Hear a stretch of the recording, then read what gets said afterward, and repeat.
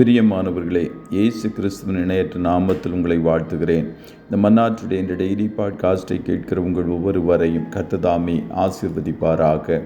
தானியேல் 6வது அதிகாரம் 3வது வசனம் இப்படியாய் கூறுகிறது: இப்படி இருக்கையில் தானியேல் பிரதானிகளுக்கும் தேசாதிபதிகளுக்கும் மேற்பட்டவனாயிருந்தான். தானியேலுக்குள் விசேஷித்த ஆவியிருந்தமையால் அவனை ராஜ்யம் முழுமைக்கும் அதிகாரியாக ஏற்படுத்த ராஜா நினைத்தான் என்பதாக. விசேஷித்த ஆவி உடையவர்களாயிருங்கள். Be of an excellent spirit என்ற தலைப்பின் கீழ் இன்றைய மன்னாவை தியானிக்கப் போகிறோம். தானியேலுக்குள் விசேஷித்த ஆவி காணப்பட்டது. அதை தரியு ராஜா கவனித்தான்.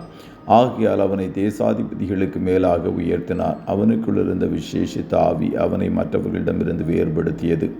உங்களுக்குள்ளும் இந்த விசேஷித்த ஆவி காணப்படும் போது நீங்களும் ஞானத்திலும் அறிவிலும் சாமர்த்தியத்திலும் தானியேலைப் போல 10 மடங்கு சமர்த்தர்களாய் இருப்பீர்கள். தானியேல் விசேஷித்த ஆவியோடு பிறக்கவில்லை, ஆனால் அதை தனக்குள்ளாக உருவாக்கி அதை அபிவிருத்தி செய்கிறவனாய் காணப்பட்டான். அவன் நேபுகாத்நேச்சாருடைய போஜனத்தாலும் பானத்தினாலும் தன்னை தீட்டுப்படுத்துவதில்லை என்ற ஒரு தீர்மானத்தை தன் வாலிப வயதில் எடுத்தான். அவன் தன்னுடைய காரியங்கள் எல்லாவற்றிலும் உண்மையுள்ளவனாய் காணப்பட்டான். அவன் தன் தேவனை இடைவிடாமல் ஆராதிக்கிறவனாய் காணப்பட்டான். தினமும் 3 வேளைகளில் ஜெபிக்கிறவனாகவும் காணப்பட்டான். பெல்ஷாத்சார் என்ற பாபிலோனிய ராஜாவின் மனைவி அவனை குறித்து கூறும்போது, தானியேலுக்குள் பரிசுத்த தேவர்களுடைய ஆவி இருக்கிறது என்றாள். ஆவியான தேவன் நம்முடைய ஆவியாத்தும சரீரத்தை ஆட்கொண்டு நம்மை ஆலயமாக்கி நமக்குள் வாசம் பண்ணும்போது நாமும் இந்த விசேஷித்த ஆவி உடையவர்களாய் மாறிவிடுவோம்.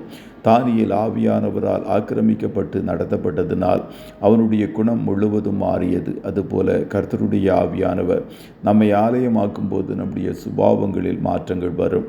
தானியேல் விசேஷித்த ஆவி உடையவனாய் பிரித்தெடுக்கப்பட்ட ஜீவியம் செய்து எல்லா காரியத்திலும் உண்மையுள்ளவனாய் காணப்பட்டதனால் மற்றவர்கள் அவன் மேல் பொறாமை கொண்டார்கள். பொறாமைக்கு முன்னிற்கத்தக்கவன் யார் என்று நீதிமொழிகள் 27:4 கூறுகிறது. ஆகையால் தானியேலில் குற்றம் கண்டுபிடிக்கும்படிக்கு முகாந்திரத்தை அவர்கள் தேடினார்கள்.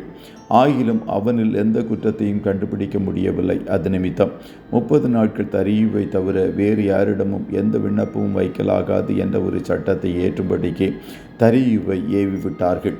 சட்டம் ஏற்றப்பட்ட பின்பும் தானியேல் தினம் 3 வேளை தன்னுடைய வழக்கத்தின்படியே தேவனிடம் ஜெபிக்கிறவனாய் காணப்பட்டான். ஆகையால் சட்டத்தின்படி ராஜா அவனை சிங்கக்கவியில் போட்டான்.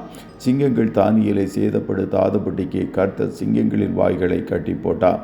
கர்த்தர் அந்த சோதனையையும் சாதனையாய் மாற்றி அது நிமித்தம் தானியேலின் வாழ்க்கையில் இன்னும் உயர்வை கட்டளையிட்டார். கர்த்தருடைய பிள்ளைகளே, உங்களோடு கூட ஆவியான தேவன் காணப்படும் போது நீங்கள் விசேஷித்தவர்களாய் காணப்படுவீர்கள். உங்கள் சத்துருக்களுக்கு முன்பாக அவர் உங்களுக்கு ஒரு பந்தியை ஆயத்தம் பண்ணுவார். உங்கள் தலையை உயர்த்தி உங்கள் பாத்திரங்கள் நிரம்பி வழியும்படிக்கு செய்வார். கர்த்தர் தாமே உங்கள் ஒவ்வொருவரையும் ஆசீர்வதிப்பாராக. ஜெபம் செய்வோமா? நல்ல தகப்பனே, உம்மை நன்றியோடு துதிக்கிறோம்.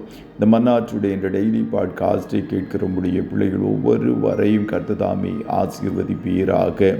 ஆவியானவரே, உம்முடைய பிள்ளைகளை நீர் ஆலயமாக்கி கொள்ளுவீராக.